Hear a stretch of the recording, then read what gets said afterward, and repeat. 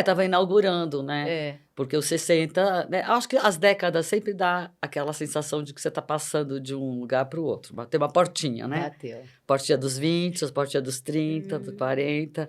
Aí quando eu falei, pus o pé nos 60, eu falei, gente, isso aqui é importante, né? E você sentiu diferença, assim, não fisicamente, mas, poxa, tô envelhecendo, tô uma fase que eu não sei o que esperar dela? Eu acho assim, o envelhecimento é aquele processo que vai acontecendo aos poucos, mas É até com 30 marco, anos eu já né? me achava que eu estava ficando velha, né? Com 30 anos você fala assim, nossa, eu tô ficando velha. Hoje eu morro de rir, né? 40 anos, ai, tô ficando velha. 50 já começa. O que que acontece? Ele começa a acelerar, né, o processo. De 50 para Tem frente, muita mudança, né? muita mudança. E a mais visível é a física, né? Que você percebe. Agora, a psicológica e a questão da maturidade, tudo isso, né? Ela vai aparecendo também, mas você tem que ter olhares para ela, né? Mas o que eu digo é assim, eu entro em sintonia com algum assunto. Então, por exemplo, como que apareceu esse assunto da terceira idade, né? Dentro das histórias. Eu fui fazer uma pós-graduação, a arte de contar histórias, né? Isso E depois, foi na pandemia que você falou, né? Que você fez. esse daí foi 2000, foi a arte de contar história em 2017, se eu não me engano. Que eu fui fazer essa pós, e aí tinha que fazer um TCC no final, eu não achava o assunto, todos os assuntos que eu pensava já tinham Já estavam sido começando. falado, até que uma hora eu lembrei, né, que para ser um contador de história num povo de tradição oral, quando a gente fala tradição oral, ainda são essas civilizações que não têm a escrita como tão presente como a Aham. gente, né? Então, os povos indígenas, africanos, tal. Para você ser um contador de história, aí essa figura sempre tem, né? Nesses povos, sempre tem um contador Tem de que história. ter uma pessoa que representa, né? Porque é ele que é o guardião de tudo que aconteceu antes. Então, ele vai para trás 10 gerações e ele vai contar para os netos ou para as crianças, ó, o teu tataravô nasceu não sei aonde, aconteceu isso, tal, tal, tal. Então, eles são os guardiões da história, porque elas não estão registradas, elas estão tudo Então, na na memória. cabeça Nossa. do ancião. Imagina a memória desse povo. A Os gente já grandes não tem, mestres, né? a gente, na nossa civilização, já não tem Já se tanta perdeu. memória, porque a gente está com a bengalinha o tempo E todo. se perdeu, né? Até na parte Aí bate. ancestralidade a gente se perde, que a gente nem sabe, né? A gente nem sabe, ainda mais É, no Brasil, que todo mundo veio de fora, é. então a gente perde. Os negros, então, nem se Nem fale, se fala, porque ficaram tá. sem nome, ficaram sem nada, Exatamente. né? Sem referência, pouquíssimas referências.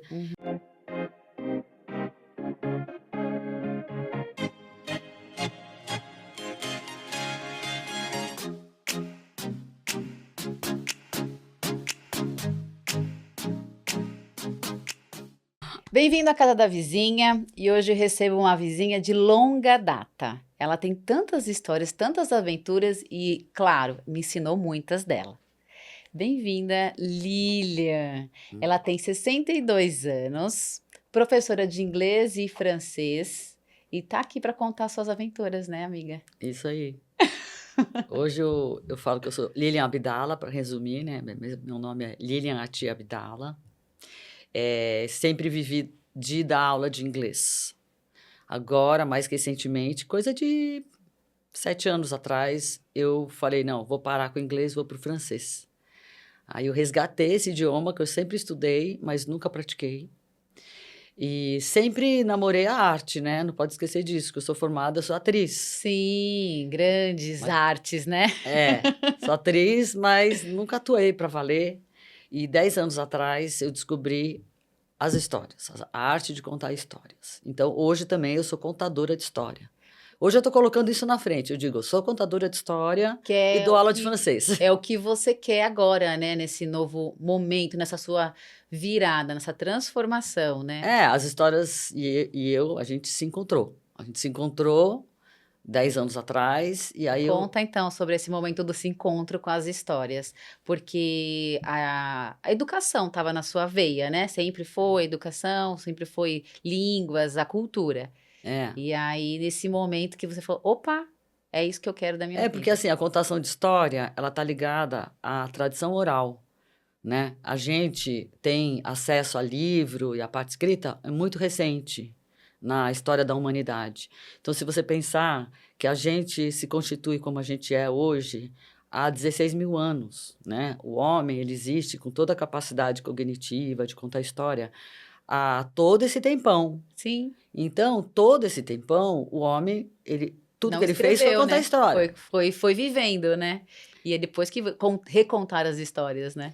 Então, e essas histórias, inclusive essas fantásticas mesmo, criadas, né, pelo homem, elas perduraram todo esse tempo, né? Elas são sobreviventes, né? Aí, claro, chegou um momento que elas foram recolhidas e colocadas nos livros. Então, eu trabalho com histórias da tradição oral. O que eu descobri foi que, como professora de inglês, eu sempre foquei muito na conversa, na conversação, Sim, né? que todo mundo queria, né? Vai em busca de resultado, de falar, de aprender.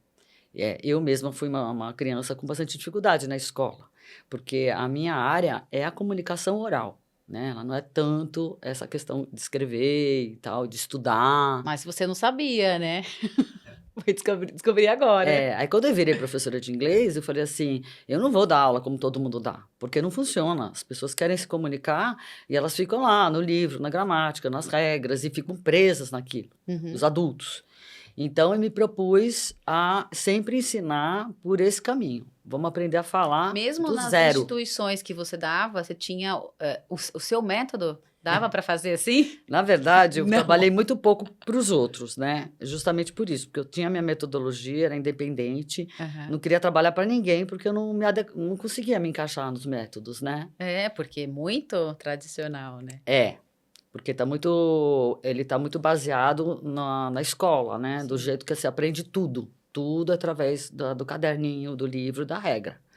Não tem a criatividade no meio, né? Aí vai ter a aula de teatro, que é uma outra coisa, mas não tem tudo misturado, né? A criatividade dentro do inglês, por exemplo. Da aula, né?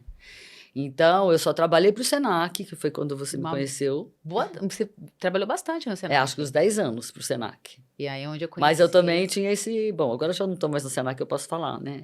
Eu tinha um método, né? Um método que eu tinha que seguir, que não era um método ruim, senão eu nem bancava, nem entrava. O Senac já tem um método mais, né, flexível, vamos mais dizer flexível. Mas tinha todos os passos que tinha que seguir e tal, e eu ia mudando conforme o perfil dos alunos, né? Então, o dia que vinham ver a minha aula, eu tinha uma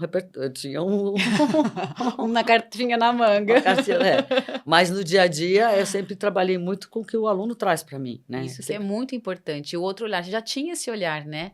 Porque você trabalhava, já tinha uma visão de artista, como a pessoa podia se valorizando ali também, né? É um pouco, né, o princípio do construtivismo. Isso eu aprendi com os meus filhos, né? Eu também nunca gostei muito de algumas escolas que eu falava, nossa, tem alguma coisa estranha nessa escola. Aí eu descobri o construtivismo, né? E aí eu pus a minha filha mais velha numa escola que lá eu aprendi e entendi como é que você constrói conhecimento a partir do que a criança te traz. Que legal. Então, ela está sempre estimulada, ela está sempre querendo aprender. Conhecer, né, fazer algo diferente, e aí você trouxe isso para suas aulas. Então, e como você trouxe essa mudança total aí do inglês... para contação de história? Então, eu descobri, como eu sempre dei aula particular, então eu sempre tete a tete, 2 pessoas. No máximo, um grupinho de 2, 3. É muita conversa, né? E eu sempre trouxe muita história. Então, eu já contava história sem saber. Eu já era uma contadora. Você ensinava contando a história. Eu conto história. Você conta a história que aconteceu ontem. Em vez de ir lá no livro e contar a história da Maria, da Mary... O John Smith. Quem é John Smith, né? Ninguém conhece. Então, vamos falar do teu pai, vamos falar da tua mãe, vamos falar o que aconteceu ontem. Tinha conversação em inglês. O que está acontecendo agora, o que vai acontecer amanhã. Digamos, seja o verbo. Sim. Vamos trabalhar verbo no passado? Então, conta tudo que você fez ontem. Aí tem aluno que adora, né? Porque é um momento terapia também, né? Ele se joga e conta. E eu só vou guiando.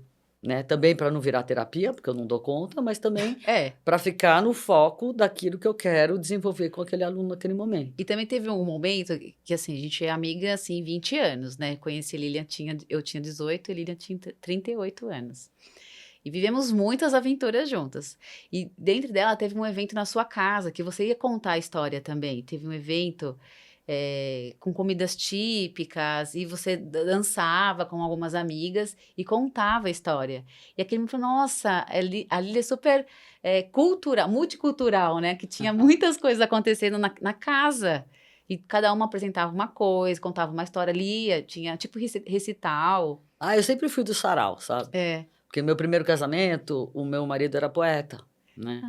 E aí, quando a gente se encontrou, aliás, foi ele que me abriu, assim, uma porta para a arte, porque eu sempre gostei, mas eu era meio limitada, eu não lia muito e tal, e ele era, uma biblioteca ambulante.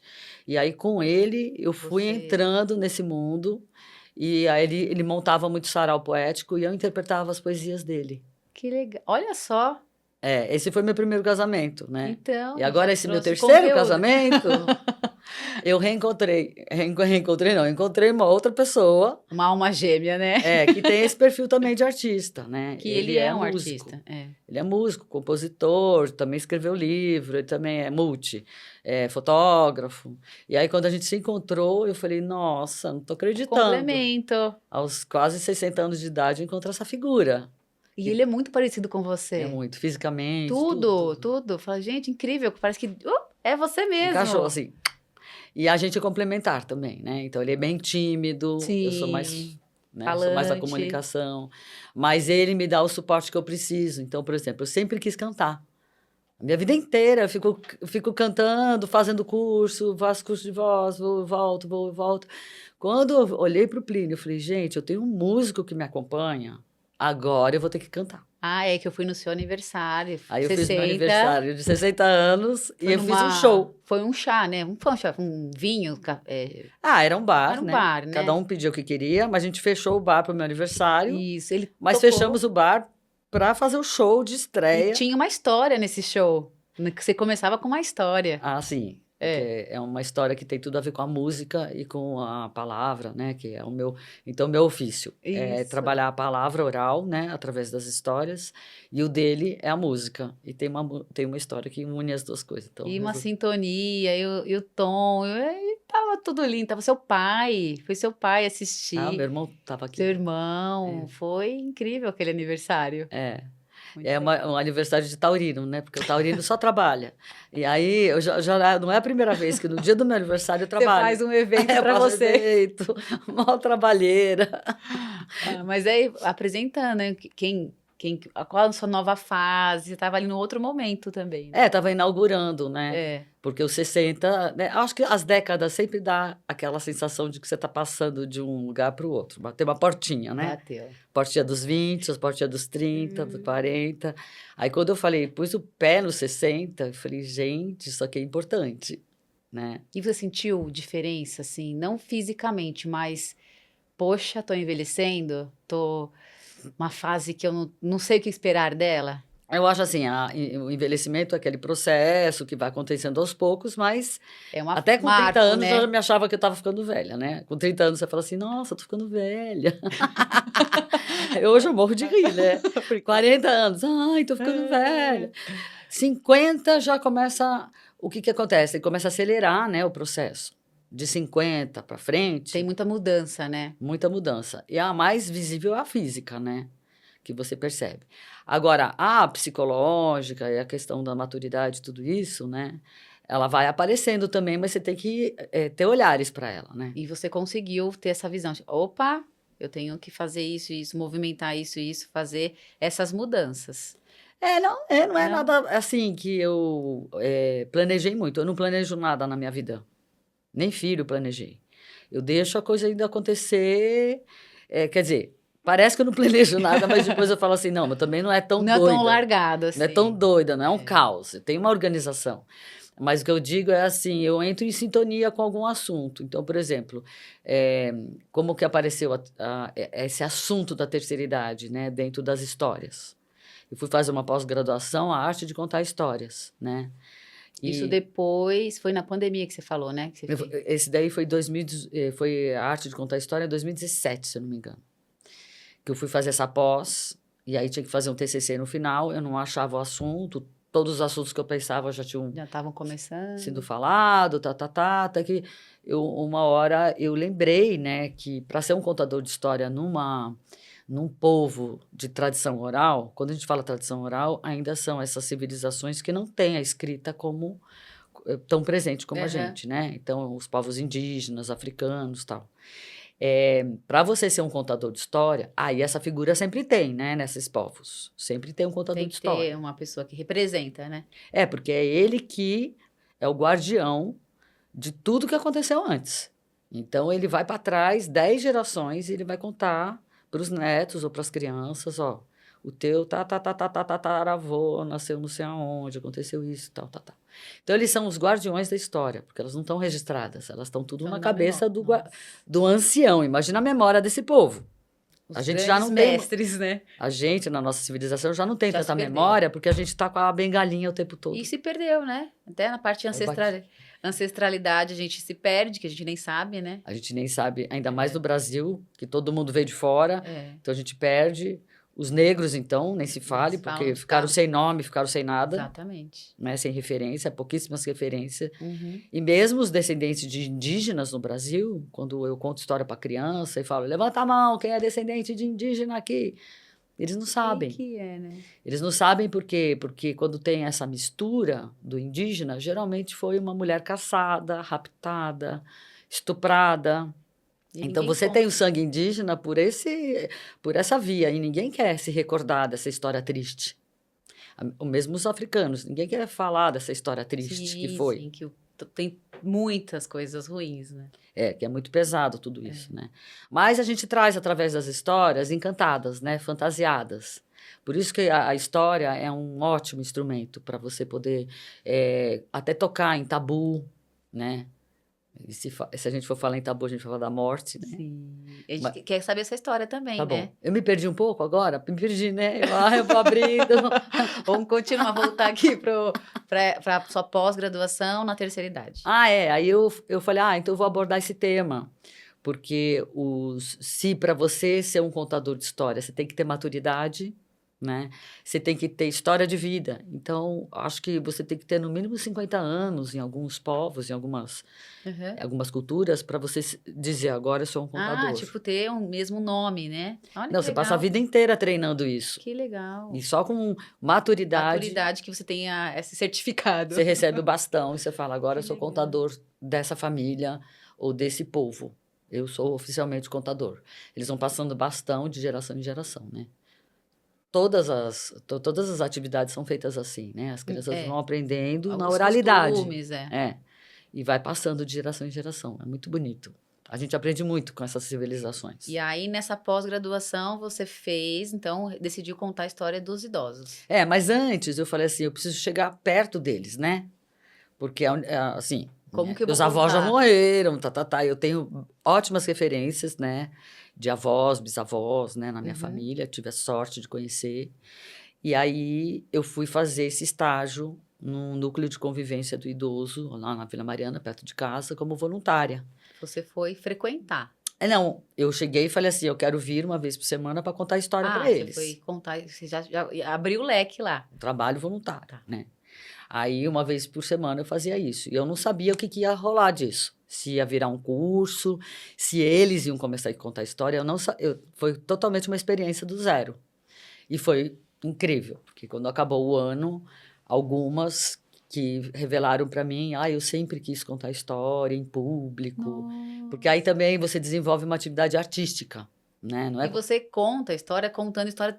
Exatamente assim, movimentos, né? Você põe uma peça característica, então você não conta a história sentada lendo, né? É toda cheia de Eu não conto história com um livro, né? Sim, o contador de história, ele não usa o livro. Sai dali da manga, né? Várias coisas. Ele vai usar o livro se ele for um mediador de leitura, que é um outro tipo de coisa que eu também faço. Eu estou junto com o livro, estou contando história e a gente está o tempo inteiro voltando para o livro. Isso mais no contexto, né, da escola, né?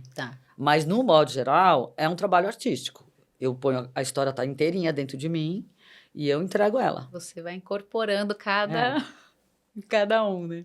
E aí eu posso fazer um pouquinho do personagem. A ideia toda é que de quem está ouvindo, ela forme as imagens a partir Sua do meu gestual, da minha voz, todos os recursos que eu uso, a pessoa começa a ver um filminho. hipnotizada pela Lília. Sei. Tem gente que fala, nossa, eu gosto, assim, né? Porque a atenção de quem ouve tem que ser plena, né? Senão você Você escapa, se perde. você se perde. E nos dias de hoje isso é muito importante, né? Porque a atenção nossa está toda picotada pela informação, pelo celular. Então, a contação de história, ela também resgata um pouco isso que a gente está perdendo, né? Sim. Primeiro, a arte do encontro, que as pessoas não se encontram tanto, né? Segundo, isso, né? De você ter uma concentração e estar pleno ali, né? Tem várias coisas que a história ajuda muito.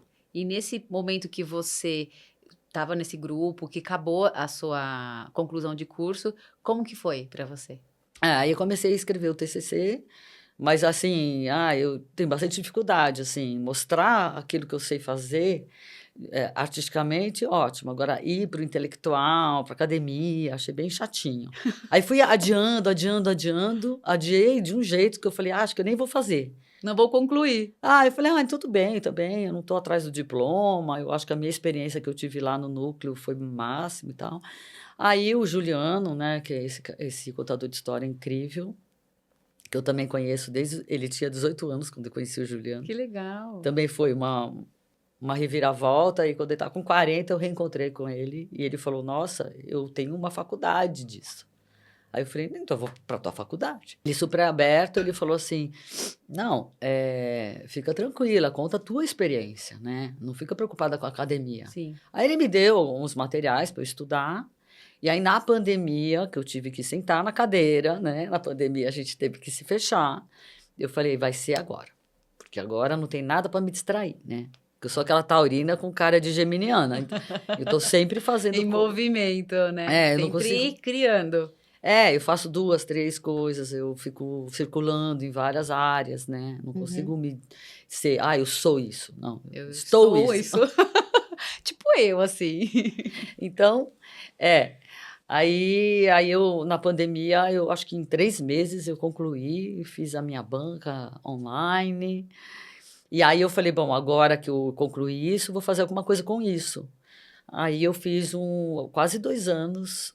dei curso de contação de história para a terceira idade online. Eu participei, assim, das chamadas, vi, e eu achei incrível, porque eu também estava no momento da pandemia com os meus idosos, eu até divulguei, compartilhei Eu lembro. alguns textos, algumas as histórias que você ia... Vídeo, tem lá no meu canal de YouTube, ainda tem alguns vídeos, até que eu colhi, assim, algumas cenas de algumas aulas, né? E eu percebi a potência. Porque, assim, o idoso, ele precisa contar a história da vida dele. É um jeito de se reorganizar. Você estudou, você sabe. E de mostrar aquilo, tudo que ele viveu, né? Porque parece que foi tão batido que ninguém deu importância, né? E acho que para ele mesmo também. Ele precisa contar essa história para ele mesmo. Isso mesmo, é uma cura. Autocura. Só que a gente não tem a audiência. Ouvinte. O público. A família fica um pouco de saco cheio, porque fala, de novo essa história, você já contou, não sei o quê.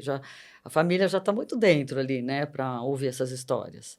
Então, quando ele faz um curso fora, ele já está contando para pessoas que não conhecem a vida deles. Então, para mim, é novidade. Então, existe gente curiosa. É mesmo? Mas você nasceu na Rússia? Não estou acreditando. Aí a pessoa conta toda a história. Conta. E aí, a gente começa a misturar com as histórias da ficção, né? Que são essas que eu trabalho da tradição oral, né? São histórias inventadas.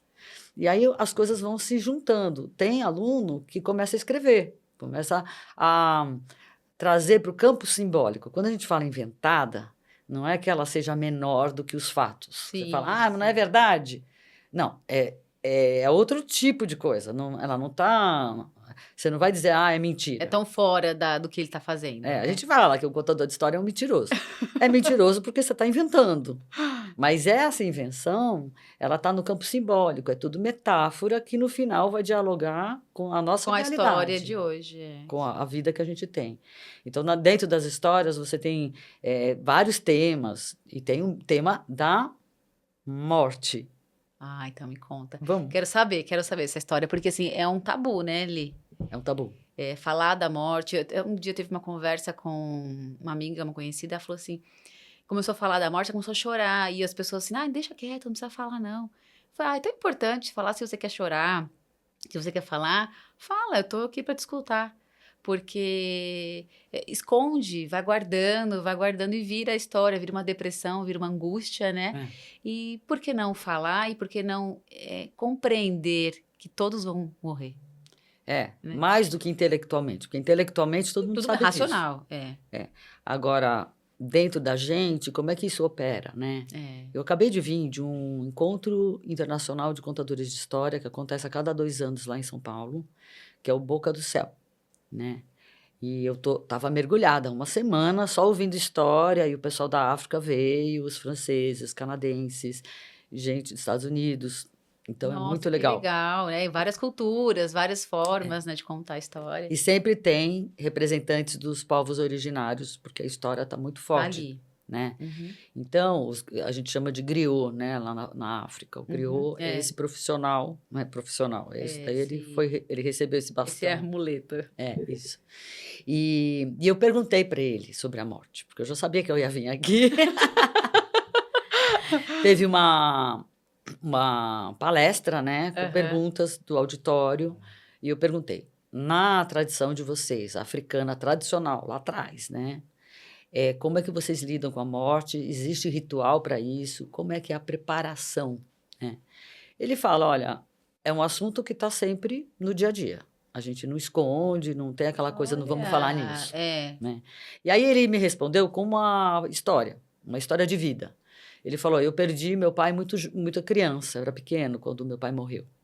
E as minhas mães, porque tinha 2 mães, né? Porque nessa cultura eles casam com várias mulheres. Elas se reuniram, foram morar todas juntas com aquela criançada que devia ser mais de 10 crianças. As minhas mães contavam para as crianças, que eram todos filhos desse homem que morreu, tudo sobre o meu pai. Então, eu fui construindo o meu pai dentro de mim. Ele foi tendo memórias que a mãe contava. Então, ele estava sempre presente. Então, não é porque morreu, não é porque morreu fisicamente que ele não existe mais. Não, ele está presente em espírito e dentro do dia a dia. Dos costumes, né, de todo mundo lá. Então, diz ele que ele cresceu sem ter esse vácuo, sem ter essa ausência. O pai dele está presente até hoje, porque ele foi construído com histórias. Entendeu? As histórias da vida do pai dele foram sendo resgatadas e mantidas ali na família. Sempre presente. Então, eu acho que o que falta para a gente, e a outra coisa, né? Nessas civilizações, você tem muito ritual. Né? Então, você tem rituais de passagem e tal. A gente também tem, né? Então, um aniversário é um ritual. É isso. Só que a gente foi perdendo um pouco o significado, porque ficou muito no comércio, né? Ficou muito explorado comercialmente, né? Você sabe que você trabalhou com buffet. Verdade. Ou com casamento, né? Casamento, aí compra isso, e compra aquilo, e não sei o quê. Tá tudo em volta. E a parte do ritual, às vezes, as pessoas até reclamam e falam assim, esse padre não vai parar de falar, né? Sendo que, às vezes, é a parte mais importante. Seria. Né? O falar, a expressão, aquele momento de as pessoas que você convidou, né? Porque é aquelas que vivem com você. E não é, né? É o comércio mesmo, vendendo. Tem essa coisa da emoção, né? Isso. Você passa por uma afeto, emoção. de acolher aquela pessoa que está aí na sua casa, que você vai receber, ou no seu evento, né? Essa era a importância maior, né? De agradecer, de estar. E talvez foi se perdendo um pouco. Eu acho que os valores foram mudando cada um. E acho que faz muita falta pra gente esses rituais. E aí os rituais da morte também, né? Então, é chato, né? Um funeral, tudo isso. Mas eu já contei história no enterro, por exemplo. É mesmo? Para trazer um pouco de ritualística para o evento. Eu trouxe, no caso da minha avó, que morreu com mais de 100 anos, eu já era bem crescidinha, né? Eu já estava velha, e o pessoal falava assim, nossa, você tem avó? Porque ela viveu bastante, né? E quando ela morreu, eu não sabia o que fazer, eu catei meu tambor xamânico que eu tenho lá em casa, e chegou uma hora, eu falei, gente, vamos dar a mão, e pá. Não, eu nem sabia o que eu ia fazer, nem sabia. Aí todo mundo parou, aí eu comecei a cantar uma música, né? E aí todo mundo se emocionou. Aí eu falei, gente, vamos então agora lembrar de todos os antepassados, porque a gente não estaria aqui, né? A gente tem nosso DNA, tudo, a nossa Constituição é de todas essas pessoas que já passaram por aqui. A gente Isso. perde um pouco essa noção, Uhum. né? Que eu sou quem eu sou, porque eu sou Porque um pouquinho da minha avó, da minha bisavó, do meu pai, da minha mãe, tudo isso, né? Sim, E como a gente é parecido, né? Conforme a gente vai ficando mais velho, tem gente que sim. me encontra na rua e fala assim, nossa, você tá a cara da tua mãe. E eu nunca fui parecida com a minha mãe. Então, aparece, né? Vai Vai aparecendo. aparecendo, vai mostrando tudo que veio, né? Toda a A sua mão, história. eu lembro de olhar a mão, assim, dos meus avós, e falava assim, nossa, a mão... Aí eu olho e falo, gente, eu tô com as pintinhas da minha avó igualzinho, né? Então, você vê aparecendo a tua família Sua conforme você... história. É. E aí eu pedi para as pessoas falarem o nome dessas pessoas, para lembrar, para trazer, sabe? Para trazer para o presente. Instintivamente, você fez de uma coisa que... Eu não sabia o que ia fazer, se eu ia rezar, o que, que ia ser. Aí fiz isso da minha avó. Da minha tia, aí da minha tia, que é a minha referência de artista na família, a única artista assim, assumida na família, com pintura. Aí foi, nossa, foi incrível. Era muito presente assim na minha vida, como referência, né? E aí ela estava num processo bem dolorido no final da vida, tal, com câncer e tudo mais. Ela veio para São Paulo, ela morava em Caraguá, Tá. sozinha. Aí ela veio para São Paulo para ficar com a minha mãe. Aí o médico falou que realmente ela estava com pouquíssimo tempo de vida e tal. Aí eu fui para casa dela, que estava fechada, Uhum. para ver o que nós vamos fazer com tudo isso, porque minha tia era artesã. Então, tudo ela guardava. Uma folhinha, que nem aquela moça que Bacana. passou aqui outro dia. Uma folhinha, uma tampinha. Ah, isso aqui vai virar um Tudo virava mobile, arte. sabe? Tá. Isso aqui vai virar não sei o quê. Aí eu entrei na garagem, mas tinha coisa, menina. Acumuladora total. Aí tinha um saco de conchas da praia. Aí eu fui devolver as conchas para o mar, fui fazendo todo um trabalho assim de me desapegar da minha tia, foi indo, né? Aí eu encontrei um saco de trevo seco. Antigamente se punha o trevinho, Uma folha fazia uma seca. folhinha seca, punha como marca-página, as pessoas Aham. tinham esse hábito, né? Aí eu achei interessante aquilo, né? Eu peguei aquele saco e eu estava estudando uns contos de um livro e peguei o ônibus e vim para São Paulo, né? Aí no ônibus eu falei, nossa, minha tia, ela merece uma história, né? E aí comecei a folhear, encontrei a história que chama O Trevinho, a Última Folhinha Verde, que é a história de um rei que estava... Um rei não, ele era um príncipe, ele não era velho. E ele estava doente, não saía da cama, não comia. E aí a filha dele falou, pai, você tem que reagir. Ele falou assim, não, minha filha, eu acho que agora acabou, eu vou morrer. Tá vendo aquela árvore? Aí tinha uma janela. Tá vendo aquela árvore lá fora, toda verde, tudo? Tá vendo aquela folhinha? Agora vai vir o inverno, né? Então as folhas vão cair. Sim. E quando aquela última folhinha cair, eu vou embora junto com ela. Aí a filha ficou com isso na cabeça. Aí, enquanto o pai estava dormindo, ela foi na janela e ela pintou uma folhinha verde. Que é uma coisa que a minha tia fazia, né? Ela pintava, Transformava as coisas. né? Ela pintava, né? Ela representava as coisas, né? Em quadros, na concha. Uhum. As conchinhas era para isso. Ela fazia miniatura da praia numa concha. Nossa. Ela tinha uma mão assim incrível. E aí passou, né? Passou o outono, passou o A folhinha tava inverno, verde. aí veio a neve, né? Porque isso daí acontece no hemisfério norte, então tinha neve e tudo. Todas as folhinhas caíram e a verdinha ficou, né? Na pintadinha ali. Uhum. E aí ele foi melhorando, né? Aí quando acho que veio o verão, né? E aí ele falou para ela, né? Ele falou: olha, foi aquela folhinha verde que me segurou na esperança de que eu ia melhorar, porque ela foi persistente e resiliente até o fim.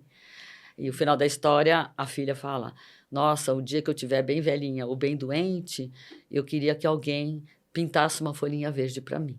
Ah, Eu contei essa história, só que eu levei ela escrita, porque eu falei, minha tia, né? Eu vou desabar com vou o corpo contar. presente ali. Eu não sei se eu vou conseguir contar essa história, né? Então eu falei para o pessoal, olha, eu vou começar a contar a história, mas ela está escrita aqui. Se eu não conseguir, eu vou passar o papel e alguém continua. Mas veio assim uma força, veio uma coisa assim daquele momento que eu fui. Segurei a emoção e fui. Quando foi chegando o finalzinho da história, eu comecei a distribuir aquele trevinho, que estava num saco. Que era dela. Que era dela, sem as pessoas saberem. Uhum. E eu fui. Aquele dia, tinha 9 pessoas em volta do caixão.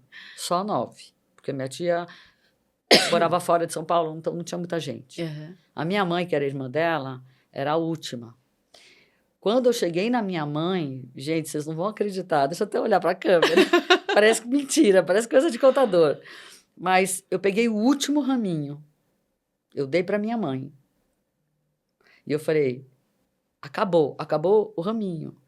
Se fosse um diretor de cinema, ele ia falar, corta, né? O último raminho para, né? Dá para ela. Aí veio o rapaz lá do cemitério, pergunta para minha mãe, posso fechar o caixão? Minha mãe falou, pode. Aí ela fechou. E todo mundo ficou besta, porque assim, tinham 9 raminhos, eu não sabia quantas pessoas iam nesse enterro. Não tinha como imaginar. Quando eu falei, acabou, veio e falou, posso fechar? Pode fechar. Então, para todo mundo Terminou ali. A história, ela se encerra, né? Então, parece que tudo se resolve, tudo se organiza. Então, estava todo mundo pronto para dizer tchau para minha tia. E já aí, estava calmo, né? Porque acalmou. Essa história deu uma... Opa, teve começo, meio e fim. O pessoal... É que nem a vida da gente, né? Tem o começo, o meio e o fim. E o fim, ele está lá. Que pode ser o começo, um novo começo, né? Sim, que pode a gente ser. Não sabe a história, mas deve ter. Eu acho que faz bastante sentido, porque na natureza é tudo assim, né? Sim. Tudo cíclico, tudo é redondo. Tudo uma espiral. E aí... Então, eu não vejo muito sentido a gente nascer, ver e morrer. E aí, quando morrer, acabou, né? Como fosse uma linha. Não, se é um ciclo, então alguma coisa acontece. Então, o que eu gosto muito de dizer... por exemplo, se minha neta pergunta, mas vovó, você vai morrer? Vou. Todo mundo vai morrer. Você vai morrer, todo mundo vai morrer. E para onde você vai? Eu perguntei para ela. Antes de você vir para cá, aonde você estava? Aí ela falou assim, na barriga da minha mãe. Antes de estar na barriga da tua mãe, onde você estava? Eu estava no ovinho. Ela falou, isso é tão fofo, ovinho. Antes de você estar no ovinho, onde você estava, Tetê? Aí ela ficou assim, no céu? Eu falei, tá, no céu. Então, depois que a vovó morrer, ela vai para o mesmo lugar. Então ela vai para o céu. Engraçado que ela falou céu antes. Porque, Geralmente a gente fala depois, né? Que vira uma estrelinha. Então, uma estrelinha que nasce e uma estrelinha que morre, e depois ela nasce e vai. Então, isso tudo vai acalmando essa história da morte. E não, não vamos falar sobre isso. Eu falei assim, nossa, você gosta de falar sobre a morte? Eu falei, não, eu preciso falar dela. Não é falar... do movimento da tristeza, daquele momento, mas é de como pode ser leve o que a gente já sabe que vai acontecer, né?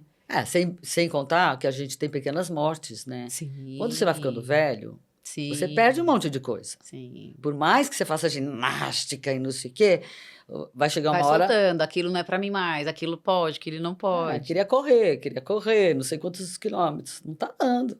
Ou eu vou fazer outra coisa para depois correr, ou talvez eu não corra mais, tudo bem. Vai substituindo, trazendo outras experiências naquilo que você se dedica ou gosta, né? Então você aprende bastante a fazer isso, sabe? A ter esse desapego com as coisas que eu fazia, encontrar outras. De uma maneira que seja sutil para você, né? O desapego. Como você falou da sua tia, você foi achando outras formas para desapegar, sabendo que ia ser muito dolorido. E como você pode fazer isso com você, com o seu corpo, com a sua mente, para não sofrer, né? Ser uma coisa que eu tenho impor.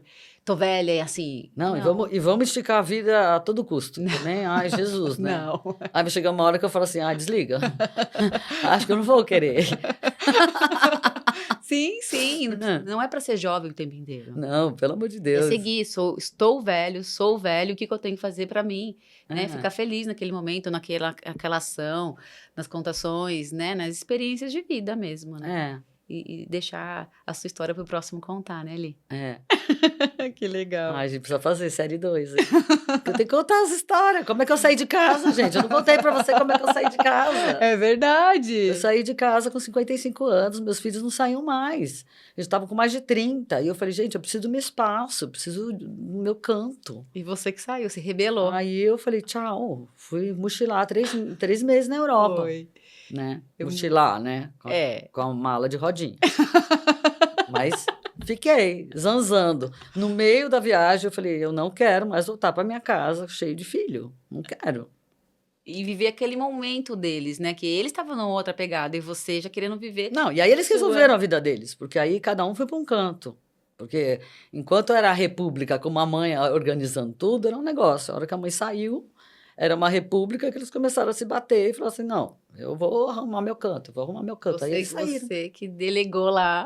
Foi ótimo para eles. Porque eles foram... E até para você, né? Nossa. É uma libertação, né? Filho é super bom, tu tem toda a parte legal, mas também tem a parte sua de intimidade sua, de privacidade, né? Então, preciso do meu tempo. Do seu tempo. Né? É isso que a gente estava conversando antes, né? Que nessa fase da vida é tão bom você poder ter esse espaço de tempo.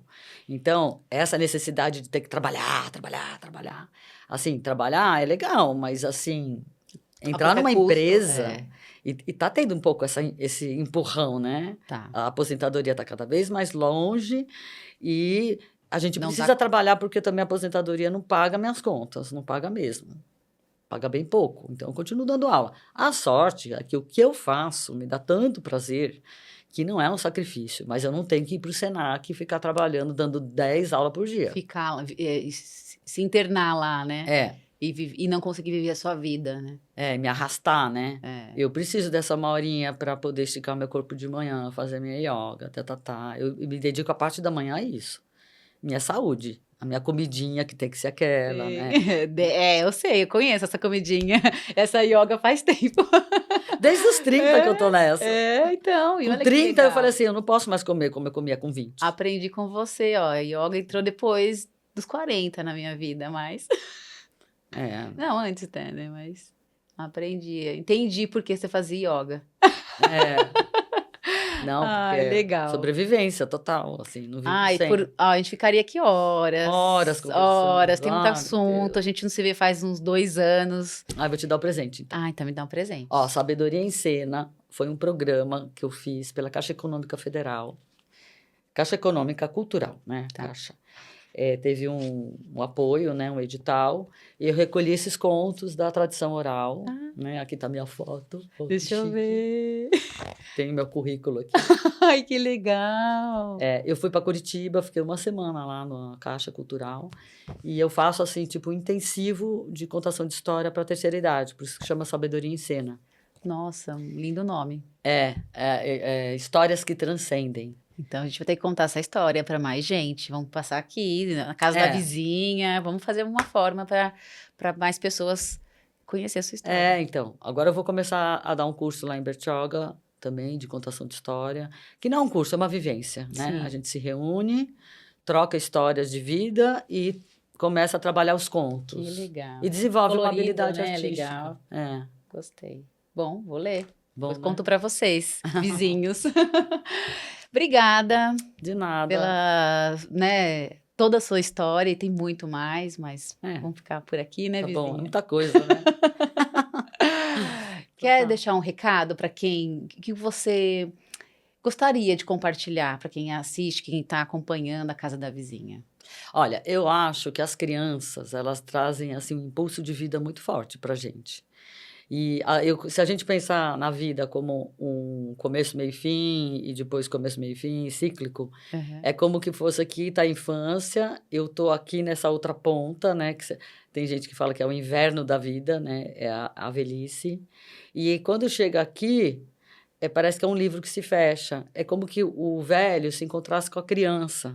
Uma conexão. Você vê que o velho vai ficando meio infantil, vai, né? Vai. E gosta de brincar, né? E se diverte com qualquer coisa, acha tudo engraçado. Eu vejo o velho muito como criança, sabe? Até vai perdendo cabelo, o bebê já nasce careca. Eu acho que tem isso, né? Num ciclo. É como que a gente fosse fazendo aos poucos um retorno, né? E mesmo que você não tenha neto,